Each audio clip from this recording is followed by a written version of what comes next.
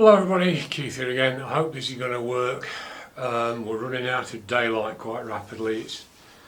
Days are so short at the moment that I've got, unfortunately, the light behind me, but I can't really see how I'm going to do this any other way. So please put up with the imperfections on this one. If it's not very good, I'll have to redo it, won't I? Anyways. At the last East Midlands Orchid Society meeting, where Zsuza Sarah gave us a fantastic talk on dendrobiums, which I've already talked about in another one of these, showing that the plants off that I bought from them. Her partner was with her, and he was manning the sales table, and both of them very knowledgeable people.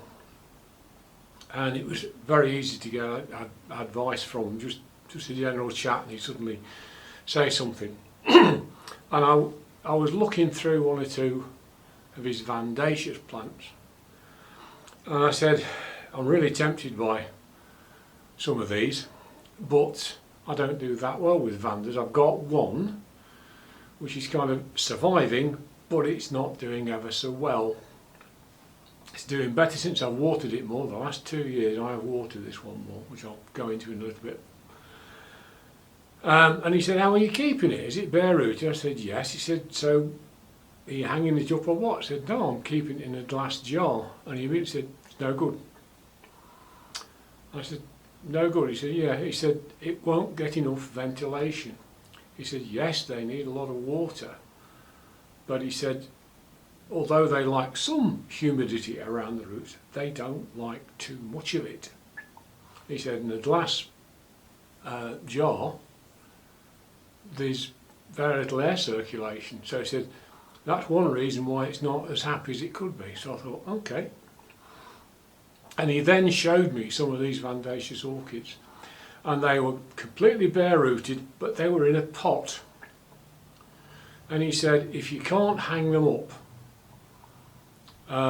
he said, just put it in a pot, he said, and just look at these roots. And he showed me one, and the roots had just grown down at the bottom of the pot and gone round and round and round and round and round. And I thought, fantastic. So I'm going to try that with this one. It's my Vanda Apricot Brandy, which I've actually bought from Spiceotics a very long time ago now. And I've kept it. You may well have seen this in passing, but I've kept it in a glass jar like this for ages. I am trying, as you can hopefully see, I've been trying to train the roots, because it's put some new roots out this year off the stem, which is nice. Hasn't done that for a bit, and it's going through the normal winter routine of pulling the tips back in on the roots. Does that every year, and then next year the tips will re-emerge, and away it'll go again. But as I say, it's done a lot better. I used to water this, a couple of times a week. I didn't do that well, and then last year I started watering it in the warmer parts of the year, perhaps sort of March to October, say, every day, and giving it several hours of soaking, and it has done a lot better. The leaves are firm, they're not wrinkled or anything, they don't stand up very well, which is obviously not good, but this year in particular it has started to put roots out and branch and I've not seen active roots like that before. But given what he said, and if he does ever get to watch this, I hope he forgives me, because Zsuza and a partner are Hungarians, and his name is a lot less like any English name than hers is. But what I want to try and do is get this into a pot, and I hope then it'll stand up. Now, what I have done is, to make sure I wasn't this wasn't going to put, the stem was about that much longer, and it was going to make it difficult to get it down inside the pot once I'd watered these roots. I was really pleased to find that the stem is beautifully green down there, so it didn't need trimming off for any, can we call it medicinal reasons, you know, that it hasn't got, it's not dead or dying or got anything else a bit on the nasty side. So we'll see what we can do with this. I've got a pot lined up which I think will do, and hopefully if I pour some water over these roots, it'll make them supple enough to do something with. I don't want to soak it today, which is exactly what I would normally do, because I put some cinnamon where I'd cut the stem off. Yes, and unsurprisingly I've washed most of that off again, so I'll put a bit more back on. There we are. Now it's quite deep. This is a pot that you often get cymbidiums in, so it's quite deep. It's probably, what would you say that is? About 200mm, 8 inches deep. It's not that big. It's probably about 4 inches.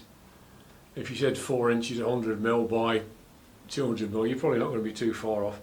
And that looks as if it's going to take these roots with a little bit of fudging and doing. I didn't think it was going to be ever so easy when it's not. What's this doing?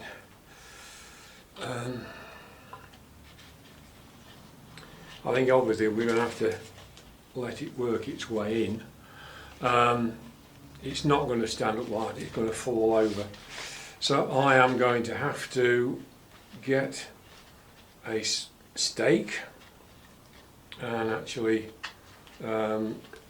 stake this into place, because it certainly isn't going to stay in there any other way.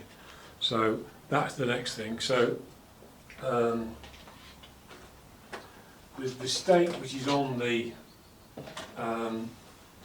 on this,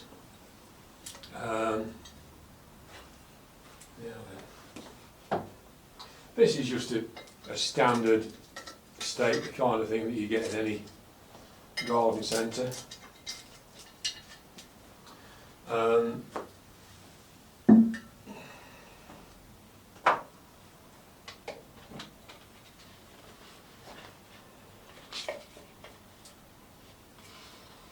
Wondering what the best way to do this is going to be.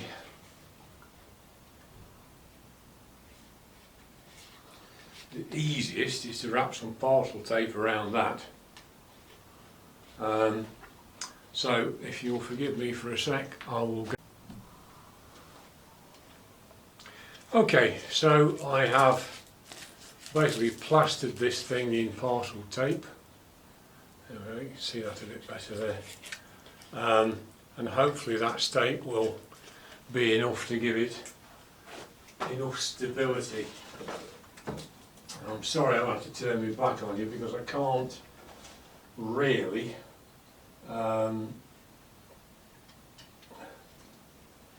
do it any other way because I need 3 hands otherwise.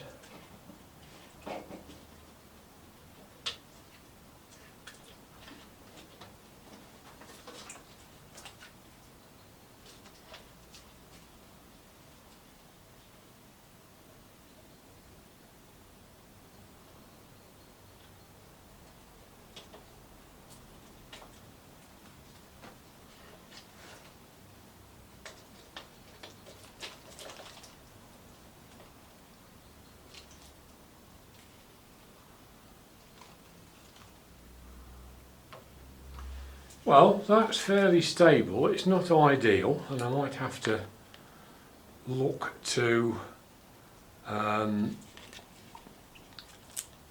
do more to guide these roots down into the pot, but as it stands,